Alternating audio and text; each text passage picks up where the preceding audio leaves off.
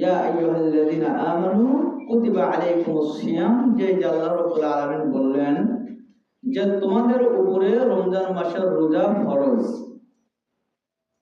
ফরজ করা হয়েছে, আর এটা হয়েছে দ্বিতীয় হিজরিতে। এখন এই যে রমজান মাসের রোজা তো আমাদের উপরে দ্বিতীয় হিজরিতে ফরজ হইল, তার আগে কোনো রোজা ছিল কিনা, তার আগে কোনো রোজা ফরজ ছিল কিনা, বা রোজাটা কেমনে ফরজ হয়েছে? আমাদের উপরে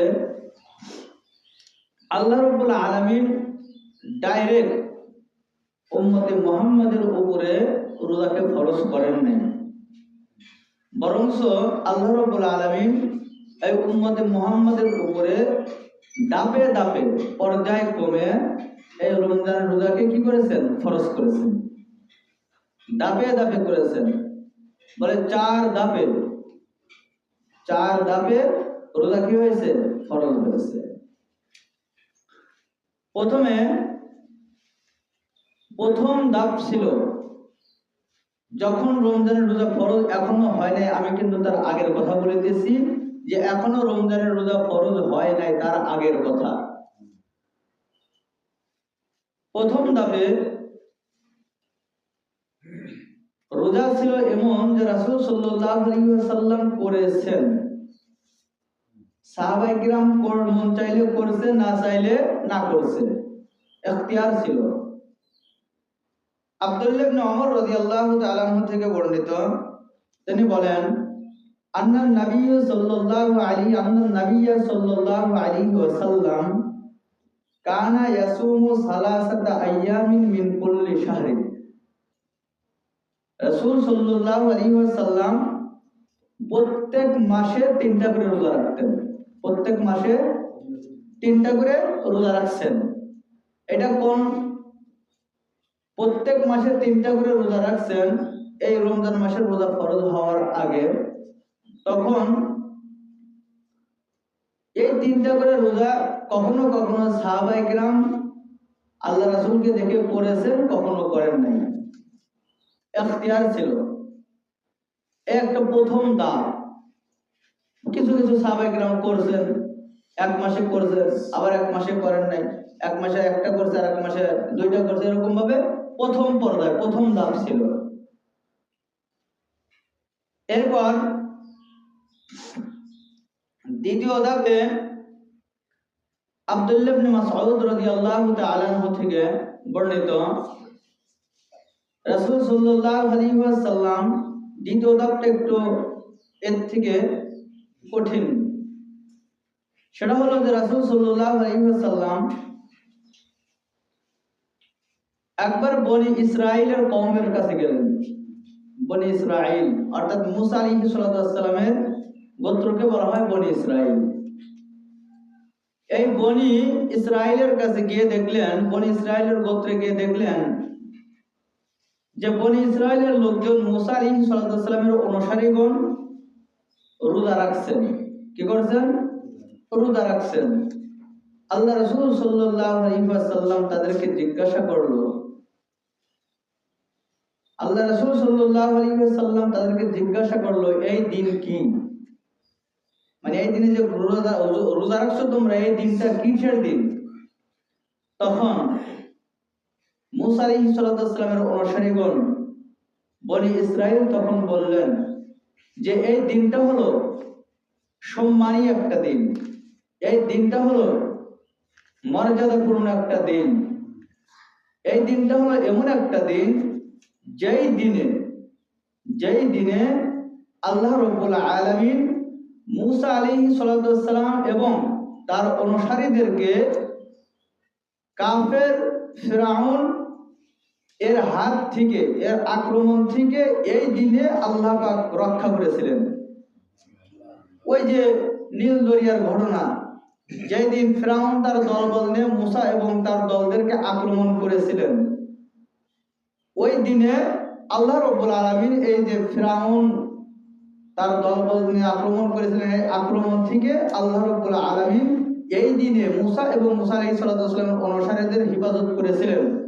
এই শুকরিয়ার জন্য এই যে আল্লাহ তাআলা বনি ইসরাইলের উপর একটা নিয়ামত দান করেছেন, এই নিয়ামতের শুকরিয়া স্বরূপ নবী মুসা এই দিনে রোজা রেখেছেন এবং আমরাও তার অনুসরণে কি করি, রোজা রাখি। একথা কে বললেন? মুসা আলাইহিস সালামের অনুসারীগণ আমাদের নবীর কাছে বলতেছেন কথা। তখন আমাদের নবী সাল্লাল্লাহু আলাইহি ওয়াসাল্লাম তখন বললেন, নাহনু আহাক্কু বিমূসা মিনকুম, যে তোমরা রোজা আছো তাহলে আমি তো মহব্বতের দিক দিয়ে মুসা আলাইহিস সালামের বেশি নিকটম তোমাদের দিক দিয়ে। অতএব তোমরা যেহেতু রোজা রেখেছো, আমিও আজকে রোজা রাখলাম এবং নবী নিজে রোজা রাখছেন এবং সাহাবায়ে কেরামকে বললেন তোমরাও এই দিনে রোজা রাখো। নবীও রোজা রাখছেন, সাহাবায়ে কেরামকে কি করছেন, আদেশ করছেন। তাহলে দ্বিতীয় ধাপে নিজে রাখছেন এবং সাহাবায়ে কেরামকে কি করছেন, আদেশ করছেন। আর প্রথম ধাপে ছিল নবী শুধু নিজে নিজে রোজা রেখেছেন, কাউকে আদেশ করেন না, সেটা হলো প্রত্যেক মাসে 3 দিন। এই যে দ্বিতীয় ধাপে এসে রোজা রাখলেন, এই দিনটা ছিল মুহররমের 10 তারিখ আশুরার দিন। মুহররমের 10 তারিখ আশুরার দিন। এই যে রমজানের রোজা ফরজ হইল, ফরজ হওয়ার আগে এই আশুরার 10 তারিখের রোজা, এই রোজাটা ছিল ফরজ। এই রোজাটা কি ছিল, ফরজ ছিল। এবং নবী আলাইহিস সালাম একথাও বলে গিয়েছেন যে আজকে আশুরার দিনে আমরা একটা রোজা রাখলাম, আগামীতে যদি আল্লাহ আমাকে হায়াত দান করে, তাহলে আমি কি করব, এই একটা রোজার সাথে আরো আগে পরে একটা করে রোজা মিল করে 2টা বা 3টা রোজা করব, যে যেন এই যে ইহুদি অর্থাৎ বনি ইসরাইল যে রোজা রেখেছে তাদের থেকে আমাদের রোজাটা আলাদা হয়। তারা একটা করছে, আমরা 2টা করব। এই জন্য কিন্তু আমরা বলে থাকি যে আশুরার দিনে রোজা আমরা কি করব, একটা নয় বরং আগে একটা, আশুরার দিনে একটা, অথবা আশুরার দিনে একটা পরে একটা, মিলাইয়া 2টা করব। এটা হচ্ছে দ্বিতীয় ধাপ। এবার তৃতীয় ধাপের মধ্যে সে আল্লাহ রাব্বুল আলামিন বলেন, এরপরে এই যে কথাবার্তা হইল, দ্বিতীয় ধাপে রোজা রাখলেন, আশুরার রোজা রাখলেন সাহাবায়ে কেরাম, পরবর্তীতে আল্লাহ তাআলা এই আয়াত নাযিল করলেন, ইয়া আইয়ুহাল্লাযীনা আমানু কুতিবা আলাইকুমুস সিয়াম, হে ঈমানদারেরা, তোমাদের উপরে রমজান মাসের রোজা ফরজ করা হয়েছে, কামা কুতিবা আলাল্লাযীনা মিন ক্বাবলিকুম, যেরকম ভাবে ফরজ করা হয়েছে তোমাদের পূর্ববর্তীদের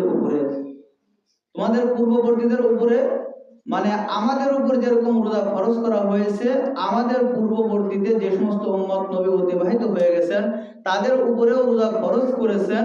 বাকি আমাদের মতো এরকম ধারাবাহিক না, আমাদের মতো এরকম না, অন্যভাবে আল্লাহ তাআলা কি করেছেন, ফরজ করেছেন। তার মধ্যে যে একটা বললাম। তাহলে তৃতীয় ধাপ এটা যে আল্লাহ রাব্বুল আলামিন কি করলেন, আমাদের ঈমানদারদের উপরে রোজা ফরজ করে দিলেন, রমজান মাসের রোজা ফরজ। এর আগে কিন্তু 2 ধাপে ফরজ হয় নাই, তৃতীয় ধাপে এসে ফরজ করলেন। তারপরেও এই আয়াতের শেষের দিক দিয়ে আল্লাহ রাব্বুল আলামিন একটু ছাড় দিয়েছিলেন। ছাড়টা কি, যে তোমাদের মধ্যে যদি কারো এরকম অর্থ করে থাকে, টাকা পয়সা থাকে যে, তাহলে সে কাজ করতে পারবে যে নিজে রোজা না রেখে ওই রোজার ফিদিয়া শুরু ফকির মিসকিনকে খাওয়াইয়া দিলেও চলবে। এই আয়াতের শেষে এটা ছিল তৃতীয় ধাপ, যে আয়াতের শেষ অংশে আল্লাহ তাআলা বললেন, ঈমানদার, তোমাদের উপর রোজা ফরজ করা হয়েছে রমজান মাসের রোজা ফরজ। যদি কেউ না থাকে এবং টাকা পয়সার মালিক, সে চাইলে ওই গরিব তার রোজার ফিদিয়া শুরু, যে রোজা ফরজ করা হয়েছে এর ফিদিয়া শুরু, বাংলা যেটা বলে জরিমানা শুরু, সে মিসকিনকে কি করবে, খাওয়াইবে, তাহলেও তার পক্ষ থেকে রোজা আদায় হয়ে যাবে। এটা হলো তৃতীয় ধাপ, একটা সুযোগ ছিল। তবে এই কথা বলার পরে আল্লাহ তাআলা বলিতেছেন যে তোমাদের টাকা পয়সা আছে, মিসকিনদেরকে খাওয়াইতে পারো, তারপরেও তোমাদের জন্য উত্তম হলো, তোমাদের জন্য কল্যাণ হলো ওই গরিব মিসকিনকে না খাওয়াইয়া, রোজার পরিবর্তে গরিব মিসকিনকে না খাওয়াইয়া বরং নিজে রোজা করে দেওয়া। নিজে কি করে? রোজা করে দেওয়া। এখনো কিন্তু রমজানের রোজা ফরজ হয়েছে তৃতীয় ধাপে, কিন্তু একটু সুযোগ ছিল যে রোজা না থাকলে তার রমজানের ফিদিয়া স্বরূপ গরিব মিসকিনকে খাওয়াই দিতে পারবা। তবে উত্তম হলো রমজানের রোজাগুলো নিজে করে দেওয়া, ফিদিয়া না দেওয়া। তৃতীয় ধাপ। চতুর্থ ধাপের মধ্যে সে আল্লাহ রাব্বুল আলামিন বলেন শাহরু রমাদানাল্লাযী উনজিলা ফীহিল কুরআন। চতুর্থ ধাপে এসে আল্লাহ রাব্বুল আলামিন সূরা বাকারার 185 নম্বর আয়াতে আল্লাহ তাআলা বলেন শাহরু রমাদানাল্লাযী উনজিলা ফীহিল কুরআন, যে এমন রমজান মাস, যে রমজান মাসে আমি কি করেছি? পবিত্র কোরআনকে নাযিল করেছেন, পবিত্র কোরআনকে অবতীর্ণ করেছে। ফামান শাহিদা মিনকুম আশ-শাহরা ফালইয়াসুম। এই আয়াতে আল্লাহ তাআলা বলেন যে তোমাদের মধ্যে যদি কেউ রমজানকে পায় তাহলে সে যেন রোজা রাখে। তোমাদের মধ্যে, এই যে চতুর্থ ধাপে এসে তোমাদের মধ্যে যে রমজান মাসকে পাইলো সে যেন রমজানের রোজা রাখে, বাধ্যতামূলক, ফরজ। এখন আর ফিদিয়া মিলিয়ে দেওয়ার কোনো সুযোগ নাই, রমজানের রোজা রাখতেই হবে বাধ্যতামূলক।